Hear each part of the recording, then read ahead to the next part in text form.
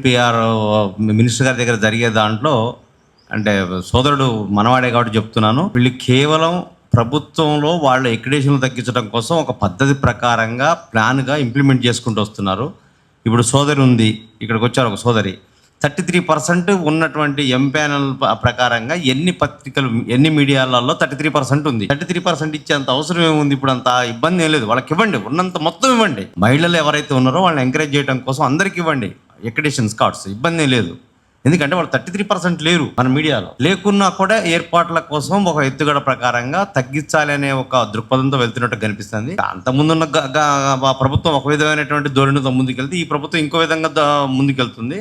అలాగే ప్రతి జిల్లాలో ఒక లైవ్ టెలికాస్ట్కి ఒక రూమ్ పెట్టాలి అనే ఒక నిబంధన పెడితే తక్కువ ఖర్చు, నెలకు ఒక 50 నుంచి 70 రూపాయలు ఖర్చు అవుతుంది అక్కడ.